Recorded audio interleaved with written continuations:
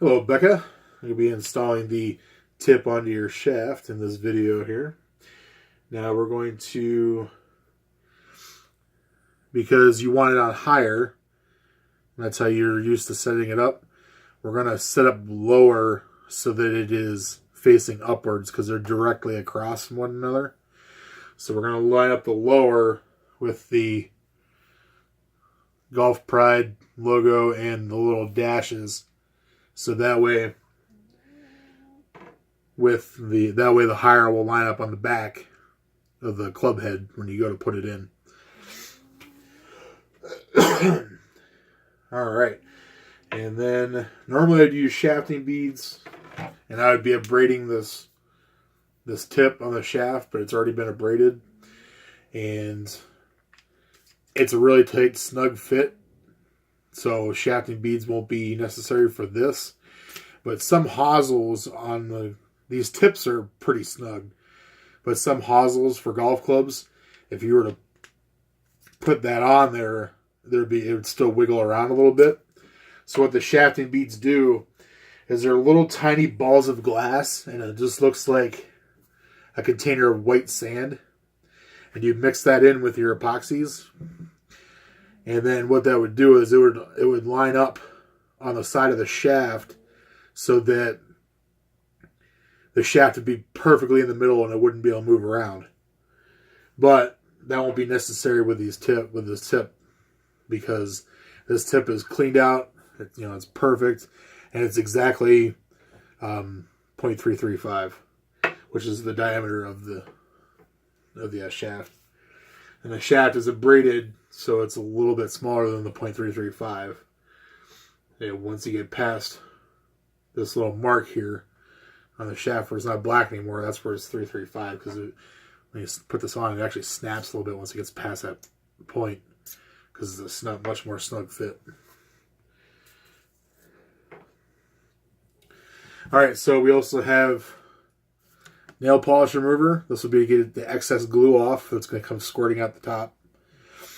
And a sock, because I don't have any rags on me at the moment, and this is an old sock, so I'm going to sacrifice it to clean up your club so it's not all junky looking. Okay, so these two epoxies here, they're in two pieces. They need to be mixed together, and that's why we have this Golf T4 and this envelope.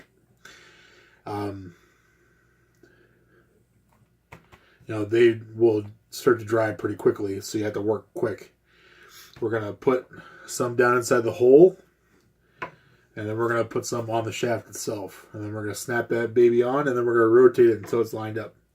And then once that happens, we're going to clean, unlike the grip, we're going to clean that up immediately because it's much harder to get epoxy off once it's dried entirely.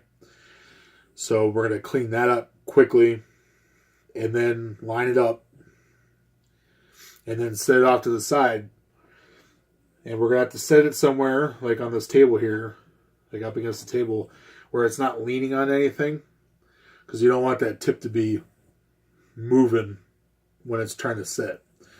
So we're going to lean it up like against this other side of the wall over here so that it's off of the wall and it's leaning upright. All right, so let's get started here. Take these caps off. Now,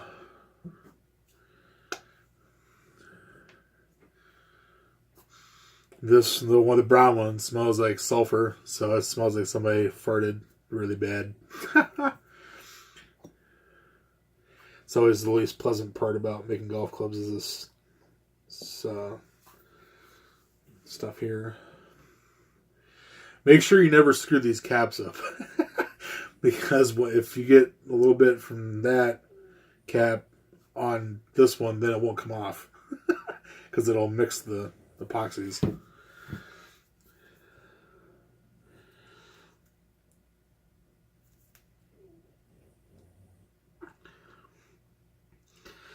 Now you do about the size of a quarter for each one. You want to make sure it's a one piece to one piece mixture.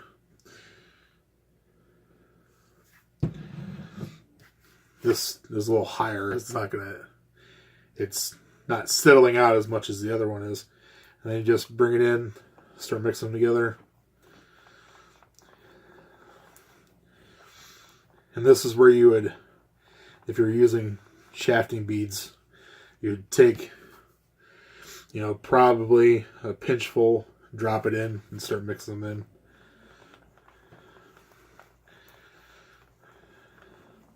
Just make it so that everything gets in the mixture here.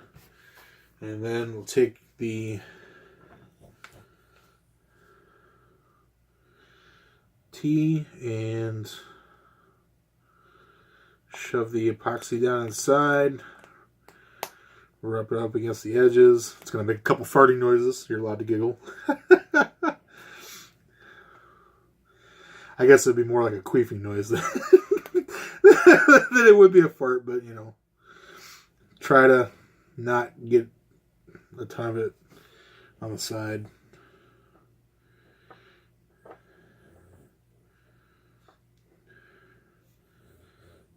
And set that off to the side. I guess you can kind of just lean it there.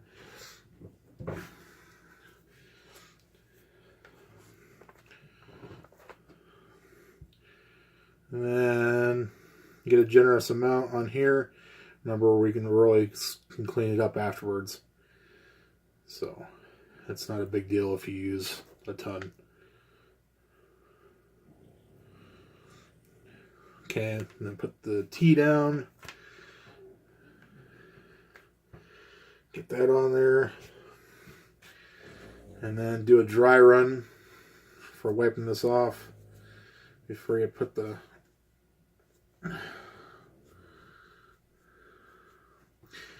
and we're going to get some nail polish from over here to clean up the rest of it.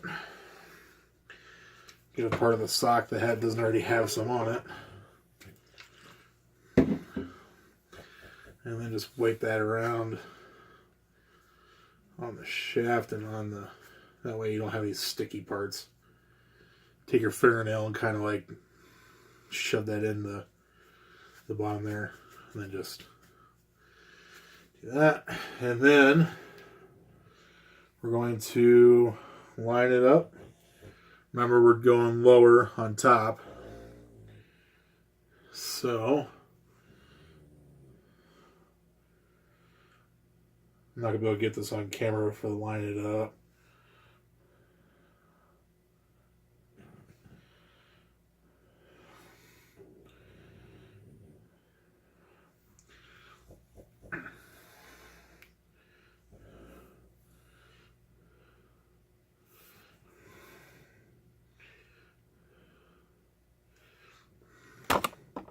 Uh-oh, almost knocked the camera over.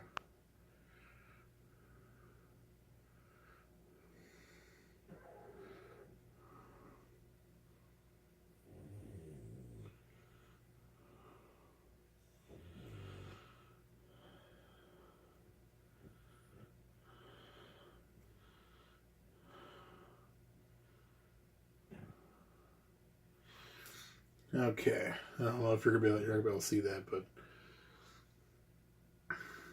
should be lined up with the lower there.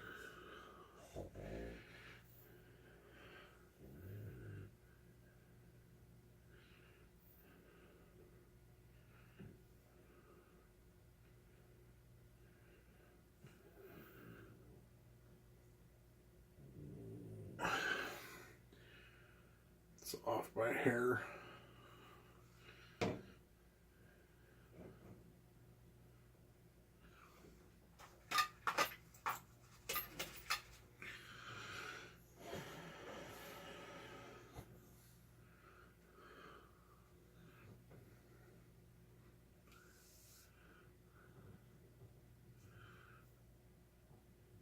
Okay.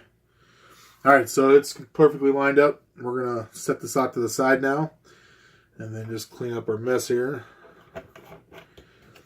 Toss the sock in the envelope. Because once you get that epoxy on there, there's no saving the sock. And it's a good thing to put the sock on top, because if You throw that in the garbage. You might not need to get anything back out of the garbage, but if something gets stuck to that, it sits there for a couple minutes, you're getting it off. And then after about an hour, this will be completely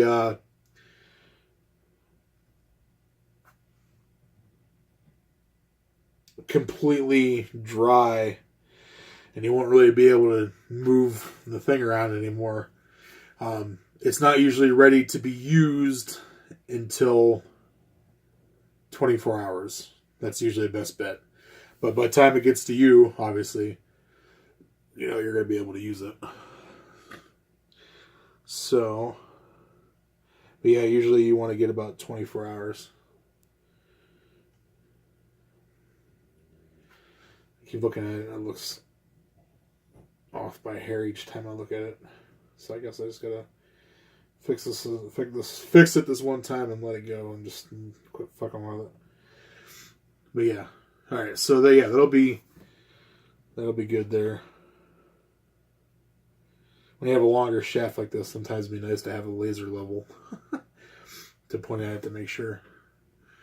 Some of the when I was wiping off the glue there, some of the paint fill started coming out because of the nail polish remover.